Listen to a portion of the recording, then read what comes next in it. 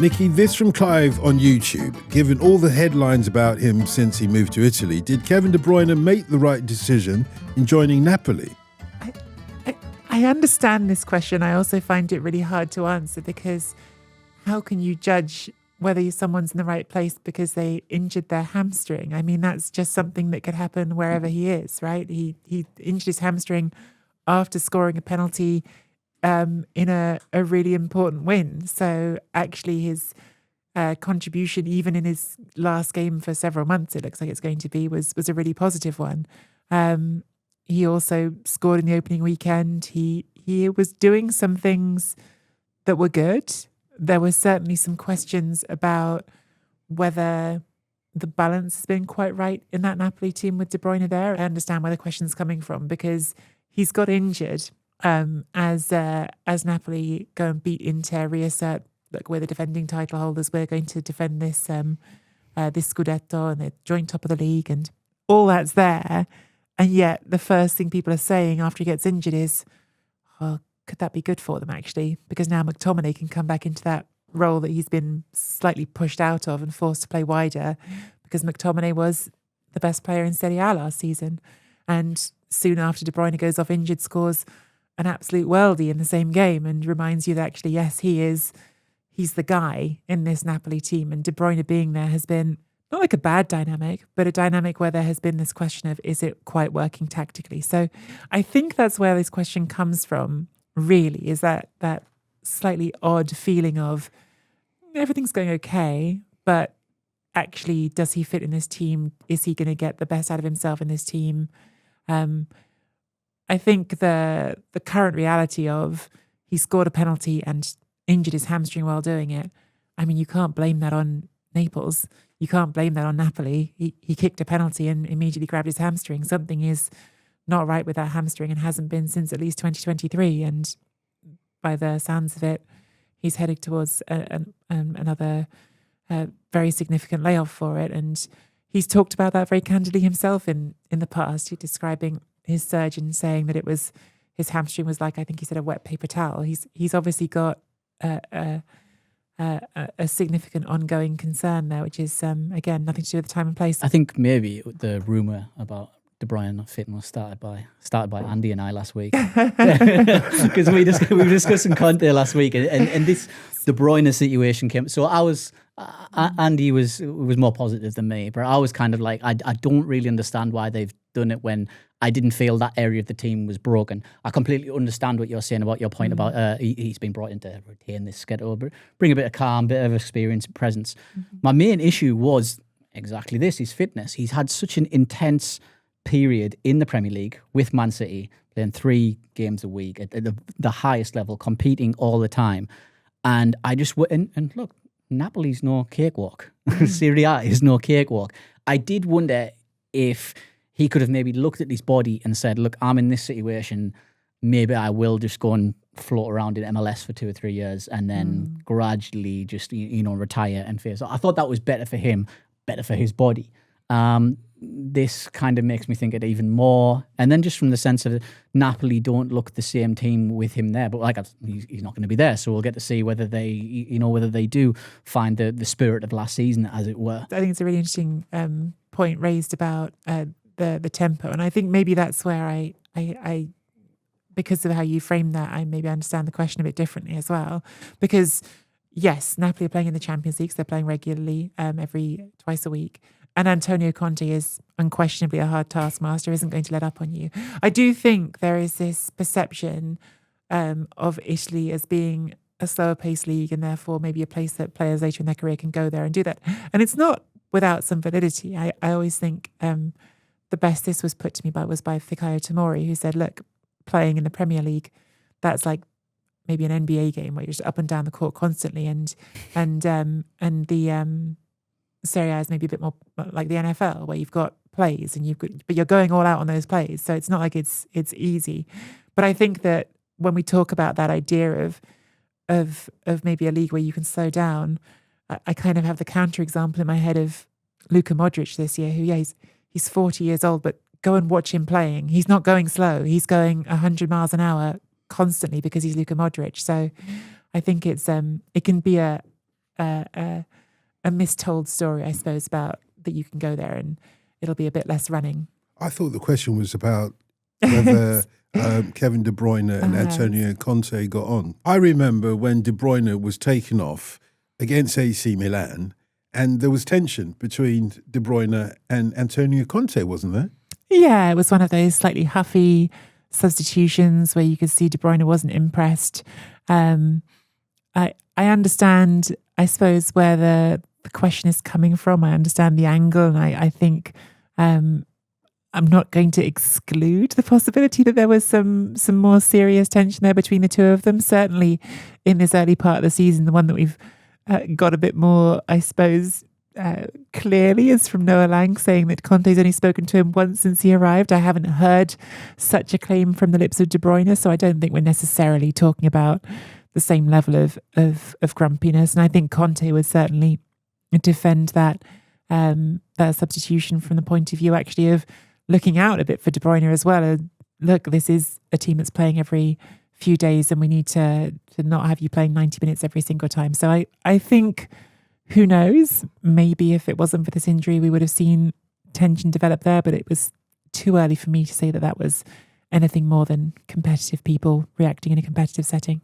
Staying in Italy, though, David, it might have gone under the radar for some of our listeners that Jamie Vardy, remember him, is at Cremonese. And Lennon has sent this question. After netting his first goal for Cremonese, is this the moment Jamie Vardy finally gets going in Serie A? Yeah, he's had a bit of a tough time of it. I think he's had a few little injury setbacks, a few niggles that he ideally wouldn't have had. And if you look back at his career, he's been relatively injury-free. He's a very, very fit player. So I think this knocked him a little bit. And then you've got to take into account everything, your assimilation to a new culture and a new lifestyle from when you've been living in Leicester for a decade and in different parts of England as well. So that was obviously very big for him. So yeah, this goal's important. And, and funnily enough, just falling on the back of that discussion about De Bruyne and Napoli, and Vardy was speaking about the style of play in Italy and everything as well. And he said, look, it's everything that everybody told me it would be. It is more tactical. It's more possession-based. Premier League, extremely high intensity. So there's a lot more to think about. There's a lot more to learn. Even at this stage of his career, he is learning something brand new. So that is going to take time for, to show results on the field. And it's nice. He seems very comfortable because he said he's going to be learning Italian as well. So he said he's starting his first lessons the week after his first goal. So it's moving well for him there, I think. Yeah, I felt like the word finally in this question felt a tiny bit unfair. I think he joined on literally the 1st of September. It's not even the end of October yet. As David said, there's been some injuries. He obviously didn't have a pre-season. So as much as he's very clearly still in extremely competitive shape, you're still 38 years old without a pre-season, probably need a little bit of a run-up to get to match playing fitness. And I almost felt like, I don't know if you guys saw the celebration after the goal, but cartwheel into another flip. I thought this almost felt like a statement of look, I'm still pretty spry actually, rather than old man come here. But honestly, he played against Genoa, 2-0 win, big win for Cremonese. He didn't get the goals. Bonazzoli got the goals, some really nice goals. But everyone afterwards saying how great he's been and his attitude, his professionalism, the example he sets with his work rate. He's made a very favourable first impression. So I think, while I understand everyone being impatient to have a fun headline about Vardy scoring a hat-trick, I think he's doing the right thing so far and he's making a good start. I know this is asked. We're all going to get to see a lot more as well because I believe he's doing a documentary with his family of his life in Italy. So we'll all get to see how he progresses. Certainly could do with the cash. I know this is Ask OTC, but if you'd allow Dotun to ask just one question. We all know the kind of goal that Jamie Vardy was absolutely perfect at scoring, one over the top of the defenders for him to chase. So I wonder, has Cremonese changed the way they play to accommodate his archetypical goal? I mean, look, Cremonese are a newly promoted side. The reality is they have to play on the back foot a fair bit. So yes, that pace, that ability to get in behind is pretty valuable to them. But having said that, they're playing football this season, Cremonese. They've actually, even before he even before he made his debut, they'd made a more competitive start than several people, myself included, expected from them. So they're a good team playing with a front two as well, which is not the coward's way to do it, I suppose, to go two up top when you're a newly promoted team. I think they are. Davide Nicol is a smart coach who's coming to understand his talent. Obviously, they've still only been working together for 2 months, but I think you'll definitely see some use of that ability to stretch the pitch. This question from Lance on Instagram: after such a dismal last season for Valencia, they don't seem to have started this campaign much better. Is this the season they finally go down? It's I think it's a miracle that they are still in the Spanish top flight. The way that they have been run into the ground by Peter Lim since he came into the club has been hideous. Asset stripping. He's the owner, obviously. Yes. Asset stripping, just letting the club rot, quite literally. Just the old stadium that still hasn't been built, and such what was on. There's so much promise that he came in with, so much bluster, so much confidence about what he can turn Valencia into. Has mounted to absolutely nothing. They've gone backwards. Any highs that they had some incredible highs under Nuno Espirito Santo, under Marcelino as well. Very, very fleeting and never, ever built upon. Just allowed to erode at every single point. And we are now in a situation where Valencia is so far removed from the idea that people had of them, this incredible team in the 2000s that reached the Champions League quarters and semis and full of brilliant players, Aimar, Mendieta. And now they are just a shell of a club. Every single summer, the players that are brought in, if they are brought in, either frees or loans, very mediocre level as well. Just nowhere near the level of what they used to be. And I think this genuinely could be the year that they do go down. But look, I've been saying this for the past 2-3 years. They've been battling against relegation for the last few years, haven't they? They've been constantly firefighting. They really, really have. And like I said, that they are still there. It just amazes me considering I know how they run and the teams that they put out. Any positive they get, they end up losing. They had a fantastic defender in Christian Mosquera, who Arsenal fans will be absolutely loving right now. He was always a fantastic talent coming through, but he never never got the contract that he wanted. He was never kind of, just praised, massaged, and just said, right, look, we're gonna build with you. This is how we're going to return to Valencia. It was never a case of that. It was always a case of play enough good games and then we can sell him on, and that's another bit of a profit for us because he came from the academy. And that's just how they operate. That's where it is. And it's really, really sad to see because Valencia are an incredible club in an incredible city, brilliant fan base as well. Got such a soft spot for them. I spent many, many brilliant years living there. And it would be great to see them restored to that, big club status again. But I don't see it happening anytime soon until Lim goes, until there's a radical change in how they, moved on as a club. Sleeping Giant, do they need to just sleep a little bit longer? In a lower league, I'm not saying this in a patronising way, generally, sometimes it's a godsend that you get relegated so you can recoup and maybe reimagine who you are and come back. In the end, it all comes down to leadership, doesn't it? And we talked about that on the main show this week with Juventus and how having certain people in the boardroom impacts the direction a club's taking. And I think, as David's just been saying, the issue is Peter Lim at the moment doesn't seem to have whatever impetus it is in the end to overcome these hurdles, because there are situations that have been dragging on and on and on. And it feels like a club where something has to happen on that level, a boardroom level, and perhaps a takeover level at some point before that sleeping giant is awoken. And even saying that makes me a little bit sad in some ways, because I do think we've hit this slightly unromantic moment in European football where it's just waiting for the next billionaire to come along and kickstart clubs one at a time. And even some of the most fun football stories in Europe, you look at it and go, well, it's because a billionaire showed up and made it fun. But that is a bit the reality of things at the moment. It costs a huge amount of money. And I think more than money, it takes a huge amount of determined vision and leadership to get out of the momentum sometimes and to change club's trajectory. And very quickly, fingers on your buzzers, Nicky and David. Who said this? If out of 100 actions you compete well in 99 of them and do poorly in one, it's not enough. Is it Finn? No. Boo! Adebayo, Essex University. Valencia boss Carlos Corberán. Oh, right, that's it. Okay. Wow. Okay. There we go. See what you learn on Ask OTC. This from Jack on email. With Kenan Yıldız in such strong form for Juventus, could a Premier League move be on the cards as early as next year?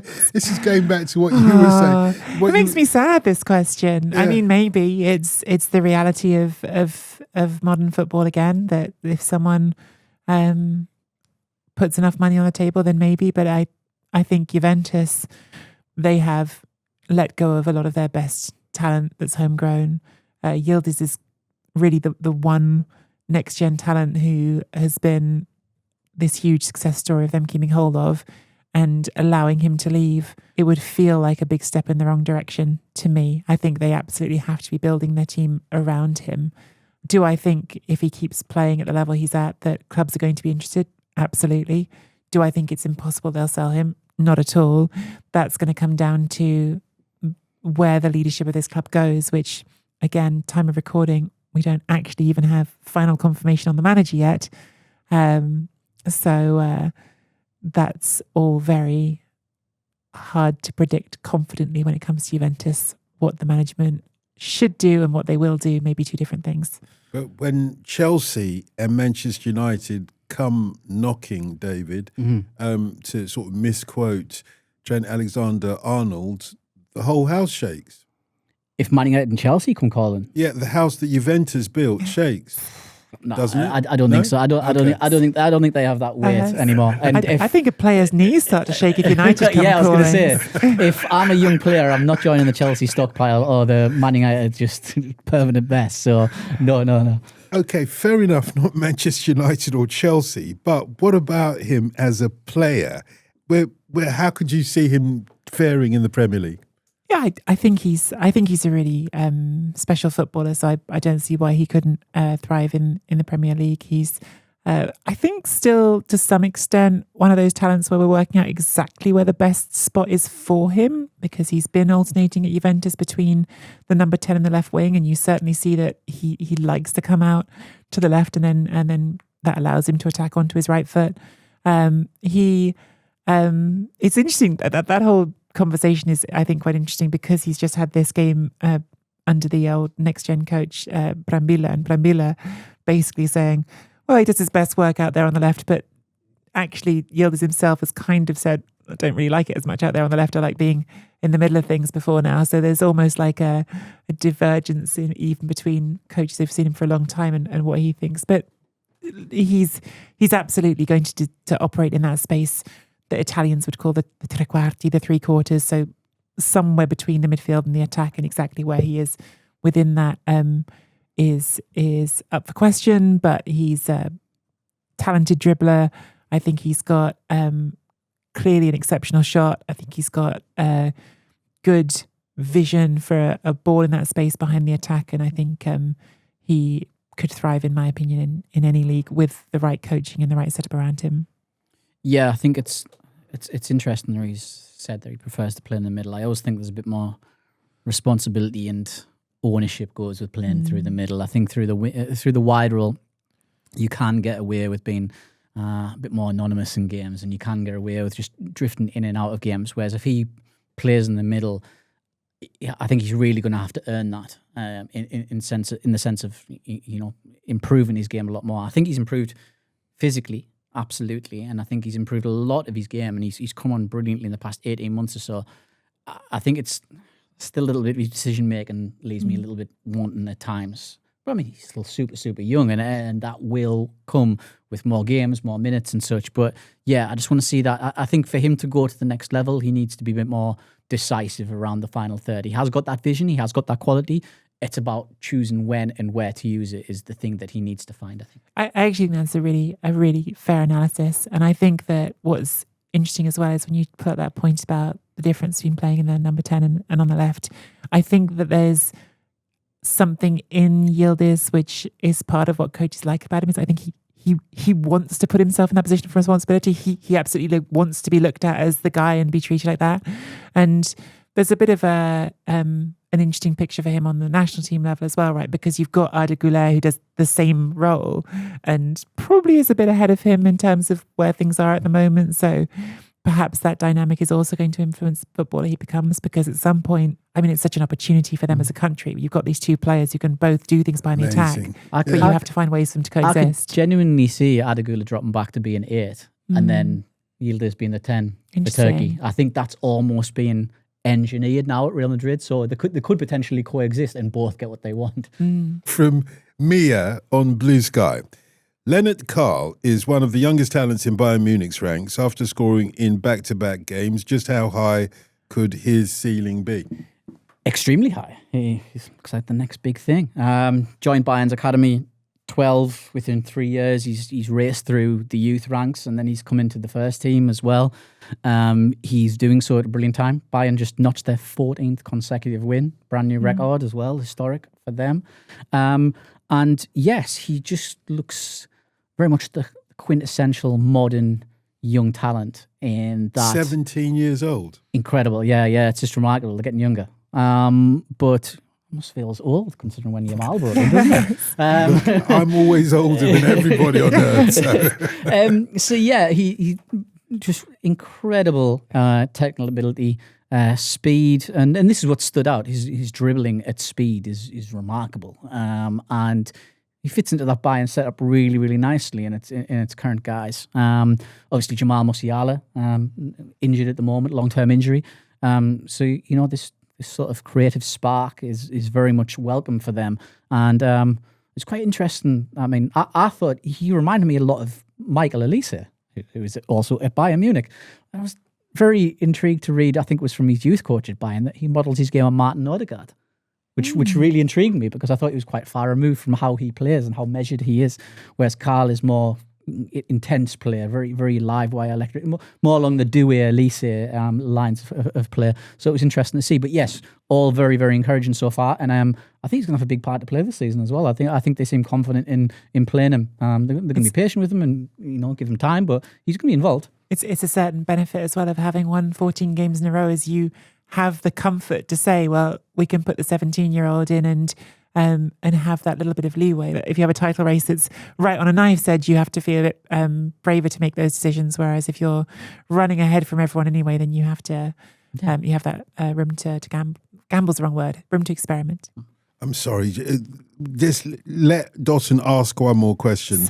When the house that the Emirates built comes knocking for a 17-year-old who models his game on Martin Odegaard, who gets injured, and let's face it, is not going to carry on in that role forever, does the Bayern Munich house shake? Arsenal are developing teenagers of their own at the moment, aren't they? With Dalman coming into the first They've got team. their own, yeah. Okay. Dotun Karl stopped talking about the Emirates today. He was telling us all about his trip there to have Caribbean food. Exactly, Caribbean food. Yeah. On which note, I think, and thank you, Nicky, you've done this so excellently, smoothly. It is that time where we ask our experts to recommend a game of the week for you to enjoy over the weekend, and as importantly, to suggest the Caribbean food that you should be having with it. So, David, we'll start with you. What are you going for this week? I'm going for an absolute stormer in the Bundesliga. It really, really is. So we've obviously credit due to Bayern. We've been talking about them, 14 consecutive wins. It's not all about them. We've got a second versus third clash between Leipzig and Stuttgart. And I think that one is going to be very much worth checking out for simply that reason. It's second versus third. And we desperately wanting some sort of title race in the Bundesliga. Bayern are good. Well done. You're brilliant. Don't get me wrong. But we need a bit of a title race. We need a bit of an interesting reason to watch the top of the Bundesliga this season. So that's one definitely worth checking out. And I think Andy Brass will be listening to this and thinking, my God, he's gonna say some German food. David's gonna say some German food. But I'm not. I'm not. So I'm sorry, Mr. Brassel, but We're going to go for a nice ham. I've been enjoying some ham and cheese toasties recently, so we're watching this with a ham and cheese Isn't toastie. that German? No, I don't think They're so. very big on their bread in Germany. Oh, really? Okay. I don't know about toasties though. All right, okay. Not sure about the toast. It's kind of the only thing I know about German food is the currywurst and then bread. Lots and lots of bread. Yeah. Um, So we're going for the bread, basically, with a little bit of ham and a little bit of cheese. Yes, please. It's German. Leipzig versus Stuttgart. It's on Saturday at 2:30. What about you, Nicky? What are you going for? Great because we don't clash, because I'm looking at the Sunday night game in Serie A, Milan against Roma. Could be two title contenders at this point of the season, absolutely. Roma are joint top of the table. It's been a fascinating start under Gasperini because they're certainly not playing with the verve of Atalanta on their way to winning the Europa League. It's not that model of relentless, brilliant attack that we kind of associate with Gasperini over these last couple of years. But in a moment when I think all of us were really intrigued to see what he would do with this opportunity, having, of course, had all those years since his chance at Inter and being accused back then of being naive and chucked out before he'd even had a chance to prove himself. He's almost showing that he can do it another way, because Roma haven't got that great attacker going for them at the moment. They have been struggling a bit at the number 9 spot with Evan Ferguson and Artem Dovbyk both doing good things at times, but neither of them really scoring goals, which they desperately need. But they're winning anyway, and they're winning because they haven't conceded barely any goals this season. They've been incredibly tight at the back. They're making it work. So they are looking week by week more and more like title contenders, especially good away from home, actually, which they are again here. Meanwhile, Milan are the classic team that doesn't have to worry about Europe this season and therefore has a chance to get a bit of a head of steam. They have had some injuries which are disrupting them a little bit. They had a disappointing draw with Pisa the other day, but still only, I think, 3 points off the top at the moment. And Luka Modric, I will switch on for every single week that he's on my television, frankly. He's just such a joy to watch. So, yeah, I think that'll be a really, really fun game at San Siro. Not necessarily a high-scoring game again. Roma have been getting this far by keeping it tight, but I think a game which feels like nice early season stakes and working out who these teams are. For the meal, I don't, unfortunately... Oh, so you're not going for the stakes? Stakes. The high stakes. High stakes. At the top of San Siro, it would be a high stake if you took one up there with you. But I don't know any Caribbean restaurants in Milan. I'm sure they are there, but I don't know them. So I'm actually going to keep it very simple because it's winter and because I've been a bit poorly recently, better now, but I just think a nice Milanese risotto, keep it simple, saffron. I don't even need the fancy ones with bone marrow in because they do that in Milan and it can be very good. Too rich for me right now. Just keep it easy and simple with a bit of saffron, butter and cheese, onions. Perfect. That saffron ain't cheap anymore, you know. That's true. It's gold dust. Mm-hmm. But thank you. So that's AC Milan versus Roma. It's Sunday at 7:45. Thank you for listening to Ask OTC. And if you'd like to ask a question, you can contact us at any time at OTC Pod. You can also email us, otc@footballramble.com.